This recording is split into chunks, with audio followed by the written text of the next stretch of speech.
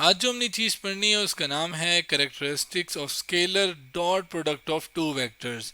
यानी कि जो स्केलर प्रोडक्ट जिसका दूसरा नाम डॉट प्रोडक्ट था दो वेक्टर्स का, उसकी कैरेक्टरिस्टिक पे उसकी कुछ प्रॉपर्टीज कुछ खसूसियात के ऊपर बात करेंगे आज हम। स्केलर प्रोडक्ट जिसके बारे में हम बेसिकली पहले पढ़ चुके हैं, अगर उसकी कैरेक्टरिस्टिक की बात करें तो कुछ कैरेक्टरिस्टिक जैसे कि कम्यूटेटिव प्रॉपर्टी, डिस्ट्रीब्यूटिव प्रॉपर्टी, क्या ये ऐसी प्रॉपर्टीज़ और इसके अलावा भी प्रॉपर्टीज़ हैं, क्या ऐसी प्रॉपर्टीज़ को ये स्केलर प्रोडक्ट ओबे करता है, क्या इस पे अप्लाई होती हैं, क्या जब कम्यूटेटिव प्रॉपर्टी इस स्केलर प्रोडक्ट के अंदर एग्जिस्ट करती है या नहीं है। इसी तरह डिस्ट्रीब्यूटिव प्रॉपर्टी स्केलर प्रोडक्ट के अंदर कैसे होती है, क्या होती है, उसको हम आज देखेंगे। इसके अलावा भी प्रॉपर्टीज़ हैं लेकिन ये जस्ट मैंने एक इंट्रो दिया। अब अगर हम स्केलर प्रोडक्ट को रिवाइज कर लें तो यहाँ पे हम पढ़ चुके हैं स्केलर प्रोडक्ट के बारे में कि ऐसा प्रोडक्ट जिसके अंदर दो वैल्यूज आपस में मल्टीप्लाई हों और आंसर आपको स्केलर देते, तो ऐसे प्रोडक्ट को मल्टीप्लिकेशन को हम स्केलर प्रोडक्ट कहते हैं। जिसमें हमने यहाँ पर एक प्रूफ भी किया था छोटा सा कि जब दो वेक्टर्स मल्टीप्लाई होते हैं तो आंसर स्केलर आता है और वो ये वैल्यू आ रही थी। अब वेक्टर्स क्या होते हैं? ऐसी वैल्यू ऐसे क्वांटिटीज़ कि जिनके डायरेक्शन भी चाहिए होती है मैग्नीट्यूड के साथ साथ, जैसे कि फोर्स। अब फोर्स क्या है कि अब ये बंदा फोर्स लगा रहा है ऊपर की तरफ डब्बे को पकड़ने के लिए, तो कितनी फोर्स लगा रहा है, किस तरफ लगा रहा है, तो ये दोनों ज़रूरी हैं फोर्स को बताते हुए, डायरेक्शन और मैग्नीट्यूड।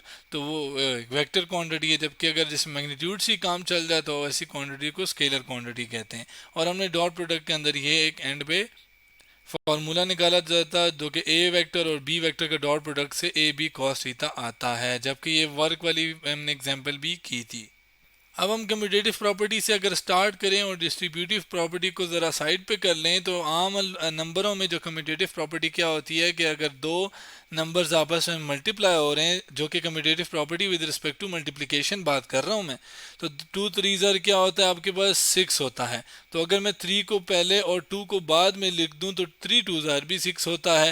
यानी अगर दूसरे को पहले और पहले को दूसरे नंबर पे भी लिख दूँ तो आंसर सेम आता है। तो आम नंबरों में जो कम्यूटेटिव प्रॉपर्टी है वो एग्जिस्ट करती है, होल्ड करती है। अब क्या स्केलर प्रोडक्ट में भी होल्ड करती है? मतलब क्या कि अगर हम देखें तो दो वेक्टर्स सच एज, जैसे कि अगर हम बात करें ए और बी वेक्टर जो कि हम पढ़ चुके हैं, अगर इन दोनों का डॉट प्रोडक्ट है तो अगर मैं पहले बी को लिखूं और फिर उसका डॉट ले लूं आपके पास किसके साथ, ए वेक्टर के साथ, तो क्या ये होल्ड करेगा? क्या ऐसा पॉसिबल है कि ये इक्वल हो? तो ये देखते हैं। अब उसके लिए क्या करते हैं, एक कोऑर्डिनेट सिस्टम लाते हैं।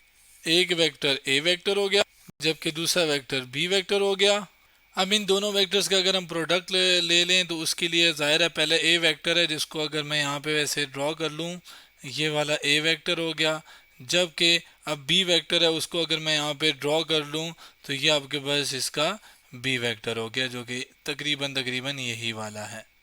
यहाँ पे थोड़ा नीट रखने के लिए मैंने क्या किया है कि मैंने इनको थोड़ा सा यहीं से उठा के ये वापस इस तरह रख दिया। अब यहाँ पे मैंने ये एक चीज़ करनी लाजमी ज़रूर थी कि भाई पहले आपने बी वाला वेक्टर रखना था। यानी अगर आप पहले बी को रखें और फिर ए को रखें, क्यों? क्योंकि अब आप क्या कर रहे हैं, बी डॉट ए कर रहे हैं, तो पहले हम बी को रखना था हमने और फिर ए को रखना था। अगर यही करूँ तब भी ऐसा ही आएगा। अब अगर मैं वापस इधर आऊँ जहाँ पे हमने ए डॉट बी निकाला था, तो हमने ये किया था कि ए डॉट बी निकालने के लिए हमने कहा था कि पहले वेक्टर की मैग्नीट्यूड आ जाएगी जो कि ए आ जाएगा, ए की मैग्नीट्यूड, जबकि दूसरे वेक्टर में दूसरे मल्टीप्लिकेशन क्या करनी थी, प्रोजेक्शन ऑफ बी ऑन ए। यानी जो बी की प्रोजेक्शन है ए के ऊपर, बी का साया है ए के ऊपर, वो हमने यहाँ पे डाला था। अब लेकिन अगर हम ए डॉट बी के बजाय बी डॉट ए करें, तब जो आपके पास वैल्यू होगी, जो कि मैं यहाँ पे बी डॉट ए लिख लेता हूँ, तब जो आपके पास वैल्यू होगी वो जाहिर है पहले वेक्टर का मैग्नीट्यूड आ जाएगा और बी का साया ए का साया बी के ऊपर, जिसको मैं अगर लिखूँ तो ये पहले का मैग्नीट्यूड यानी बी का मैग्नीट्यूड आ गया, जो कि मैंने यहाँ पे लिख दिया दो डंडियों के साथ, जो कि मैग्नीट्यूड ऑफ बी को जाहिर करता है।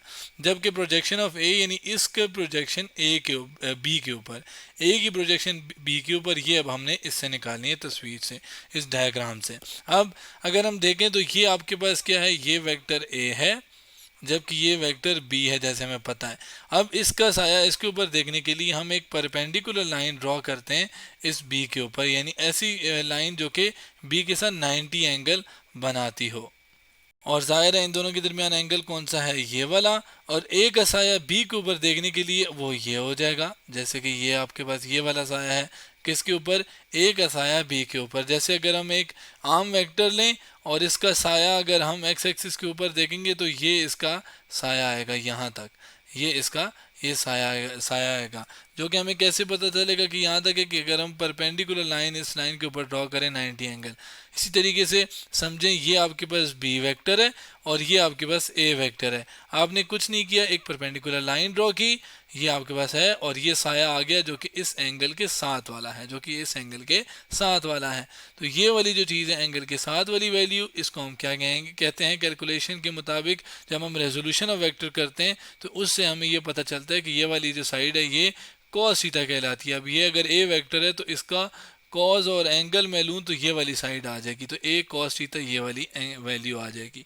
इसका मतलब क्या है कि यहाँ पे मैंने कुछ नहीं किया, बी की मैग्नीट्यूड की वैल्यू एज इट इज़ आ जाएगी, जबकि projection of A on B यानी ये वाला जो हिस्सा है जो कि ए का मैग्नीट्यूड उसके ऊपर है, तो ये आपके पास क्या आया है रेजोल्यूशन ऑफ के मुताबिक, ए कॉस ऑफ थीटा, जो कि यहाँ पे हमें भी पता है।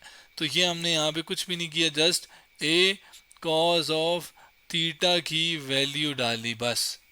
और इसमें भी जब हम रेजोल्यूशन में ए कॉस ऑफ थीटा करते हैं तो इस वेक्टर का वेक्टर नहीं लेते बल्कि उस वेक्टर की मैग्नीट्यूड लेते हैं, यानी यहाँ पर भी क्या आ जाएगी, ए की मैग्नीट्यूड आ जाएगी साथ कॉस ऑफ थीटा।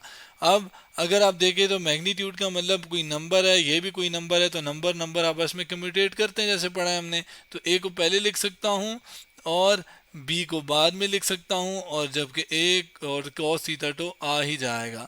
अब अगर आप देखें तो A B cos of theta ये हमने पहले पढ़ा है और ये चीज़ बेसिकली किसके बराबर होती है, ए डॉट बी के बराबर होती है। अब ए डॉट ये चीज़ क्या होगी है, ए डॉट बी के बराबर होगी है, और ए डॉट बी यानी किसके बराबर हो गया, बी डॉट ए के।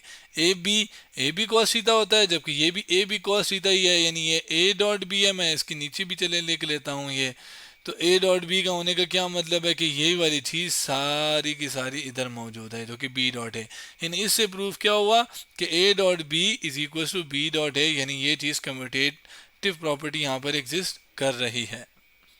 आगे चलते हैं, डिस्ट्रीब्यूटिव प्रॉपर्टी की बात करते हैं। डिस्ट्रीब्यूटिव को अगर हम नंबर में अगर हम करें तो फर्स्ट करें 2 लिखा है, 3 लिखा है और ये 4 है। तो अब अगर हम इनको देखें तो ये 2 को अगर मैं इससे मल्टीप्लाई करूं और 2 को इससे मल्टीप्लाई करूं तो डिस्ट्रीब्यूट कर रहा हूँ तो 2 3 ज़ार 6 और 2 4 ज़ार 8 आ जाएगा। तो 8 प्लस 6 क्या होता है 14, जबकि 3 प्लस 7 करता हूँ, पहले ब्रैकेट को सॉल्व करता हूँ, 7 को 2 से मल्टीप्लाई करता हूँ तो 7 2 ज़ार भी क्या आता है 14। तो यानी ये अगर मैं डिस्ट्रीब्यूट कर भी लूँ तब भी, और अगर ना करूँ ब्रैकेट में लिखूँ तब भी डिस्ट्रीब्यूटिव लॉ में इक्वलिटी आ जाती है, दोनों इक्वल होते हैं। क्या यही चीज़ डिस्ट्रीब्यूटिव प्रॉपर्टी जो है ये स्केलर डॉट प्रोडक्ट के लिए है या नहीं? यानी कि फर्ज करें आपके पास 3 वेक्टर्स हैं ए बी और ये सी आपके पास। अब ए जो है अगर बी के साथ मल्टीप्लाई हो रहा है, 2 वेक्टर्स मल्टीप्लाई हो रहे हैं तो डॉट प्रोडक्ट ले रहे हैं हम, और इस तरह ए जो है वो सी के साथ हो रहा है, यानी A dot B plus A dot C, वैसे ही जैसे नंबर में किया था।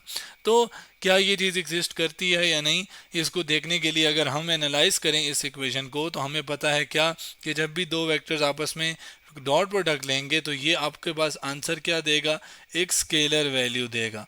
स्केलर यानी कोई नंबर दे देगा, ज़ाहिर है ये भी एक स्केलर देगा, क्यों, क्योंकि डॉट प्रोडक्ट है। अब डॉट प्रोडक्ट स्केलर दे रहा है, ये भी स्केलर दे रहा है, तो 2 स्केलर को जब हम प्लस करते हैं तो वो आंसर पॉसिबल है, 2 स्केलर को प्लस कर सकते हैं। तो ये सिमिलरली ज़ाहिर है ये नंबर, ये भी एक नंबर है, आपस में ऐड हो जाएगा, और ये इसके साथ पहले इन दोनों को आपस में प्लस करेंगे, 2 वेक्टर्स ऐड हो जाएंगे। ऐड हो जाने के बाद जब डॉट लेंगे तो यहाँ से भी आपके पास कोई स्केलर ही आएगा, और इसका मतलब क्या हुआ कि आपके पास ये चीज़ पॉसिबल है, डिस्ट्रीब्यूटिव प्रॉपर्टी पॉसिबल है किसके अंदर, इसके अंदर, किसके अंदर भला, डॉट प्रोडक्ट के अंदर। अब अगर एक चीज़ मैं रिमाइंड करा दूं कि हमें A dot B is equal to A B cos theta पता है, अगर हम क्या करें कि फ़र्ज़ करें कि हमारे पास एक वेक्टर जो है वो ए यहाँ पर है, जबकि दूसरा बिल्कुल उसके साथ जो एंगल बना रहा है वो बना रहा है 90।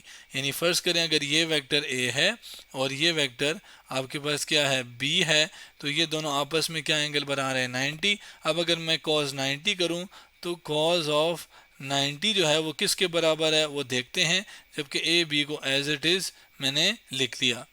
अब कैलकुलेटर में अगर हम 90 का क्या करें, कॉस ले लें तो आपके पास जो आंसर है वो 0 है, अब जब ये सारी वैल्यू क्या होगी है, ज़ीरो होगी है, तो zero multiply by anything will be zero, वो ज़ीरो की इक्वल होता है, जाहिर है।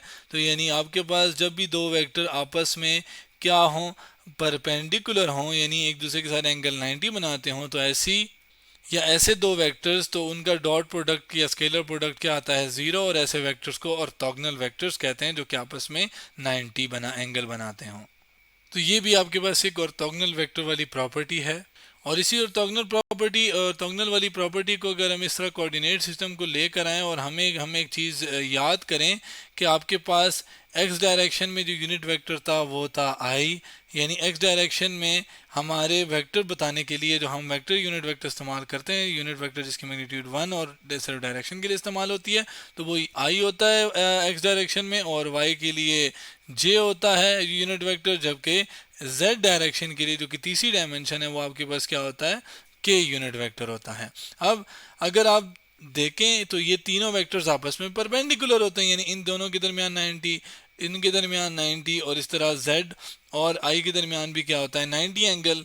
तो इसका मतलब है ऑर्थोगोनल वेक्टर का इस्तेमाल जो अभी मैंने प्रूव किया है cos 90 वाला, उसका इस्तेमाल करके मैं ये सारी चीज़ें बोल सकता हूँ। क्या बोल सकता हूँ कि जब i और डॉट जे किया जाए तो चूंकि एंगल 90 है तो ये ज़ीरो आ जाएगा, i डॉट जे डॉट के करूँगा तो वो भी ज़ीरो है, i डॉट के करूँगा तो वो भी ज़ीरो है, जे और के का भी आपस में 90 एंगल है तो ज़ीरो, आई डॉट के का भी आपस में एंगल है वो भी ज़ीरो। अब इसका उलट भी मैं कर सकता हूँ, के डॉट जे भी कर सकता हूँ, के डॉट जे वो भी ज़ीरो, क्यों, क्योंकि कम्यूटेटिव प्रॉपर्टी भी एग्जिस्ट करती है को स्केलर प्रोडक्ट में, तो इससे हम उलट भी करें तो भी ज़ीरो की इक्वल आता है। सिमिलरली मैं यहाँ पर जे डॉट आई भी करूँगा ना तो वो भी ज़ीरो है, क्योंकि ये वाली चीज़ अगर ज़ीरो है तो कम्यूटेटिव के मुताबिक इसको बाद में पहले लिख के और इसको बाद में लिख के तभी वो ज़ीरो की इक्वली आएगा, क्योंकि ये दोनों बराबर ही होते हैं।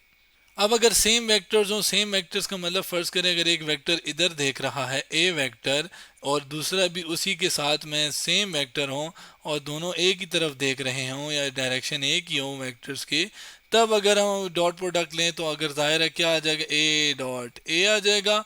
और ए डॉट ए का क्या मतलब है कि यहाँ पर ए की मैग्नीट्यूड आ जाएगी, जबकि साथ दूसरे वाले ए की मैग्नीट्यूड आ जाएगी जो कि सेम ही है, कॉज ऑफ थीटा। अब थीटा में जो एंगल है वो होता है दोनों के दरमियान। अब दो सेम एंगल अगर दोनों सेम डायरेक्शन है तो एंगल तो हो गया ज़ीरो, क्योंकि ये एंगल क्या होता है, ज़ीरो। क्योंकि अगर एक वेक्टर इधर ही देख रहा है दूसरा भी उसी डायरेक्शन में है जो कि मैंने इसी के ऊपर ड्रॉ कर दिया, तो कोई एंगल तो है ही नहीं। एंगल तो तब होता कि थोड़ा सा ये ऊपर होता तो ये एंगल बन जाता, तो है नहीं। इसका मतलब एंगल क्या है, ज़ीरो, दो सेम वेक्टर्स के दरमियान, तो ये आपके पास ज़ीरो आ गया, जिसको सही तरह ड्रॉ कर लेते हैं ये ज़ीरो। और कैलकुलेटर पे अगर हम ज़ीरो और इसका कॉज ले लें तो आंसर आता है 1। 1 आने का क्या मतलब है कि ये दोनों मैग्नीट्यूड नंबर्स हैं, इनका तो स्क्वायर हो जाएगा सीधा सीधा, जबकि कॉज ज़ीरो तो होता है 1, तो 1 मल्टीप्लाई बाय ए स्क्वायर, तो आंसर आ जाएगा ए स्क्वायर ही। तो मैं इसको मिटा देता हूँ। ये तो हो गया सेम वेक्टर जिनकी कोई न कोई मैग्नीट्यूड की वैल्यू है। अब अगर इसी का इस्तेमाल मैं करूँ आई डॉट आई के लिए, तो आई डॉट आई जो कि आई यूनिट वेक्टर ये है, आई यूनिट वेक्टर ये है, तो उसमें भी क्या आना चाहिए, आई यूनिट वेक्टर की मैग्नीट्यूड का स्क्वायर आना चाहिए। और हमें ये बात पता है आसानी से, अभी हमने देखी कि ये चूंकि यूनिट वेक्टर है आई और यूनिट वेक्टर की मैग्नीट्यूड की वैल्यू होती है 1, यानी 1 का स्क्वायर आ जाएगा। तो 1 का स्क्वायर तो 1 ही होता है, यानी आई डॉट आई क्या आता है 1। इसी तरीके से अगर जे डॉट जे लूँगा तो चूंकि वो भी यूनिट वेक्टर है तो उसका भी आंसर क्या आ जाएगा 1। सिमिलरली लास्ट में अगर हम के डॉट के भी करेंगे तो उसका आंसर भी क्या आ जाएगा, 1 आ जाएगा। रीज़न वही वाली कि सेम वेक्टर है, एंगल 0 और मैग्नीट्यूड की वैल्यू 1 है, तो 1 का स्क्वायर 1 और ये 1 आंसर आ गया। तो ये भी बेसिकली डॉट प्रोडक्ट की एक प्रॉपर्टी हुई। तो आज हमने characteristics of scalar product, dot product of two vectors के बारे में बात की।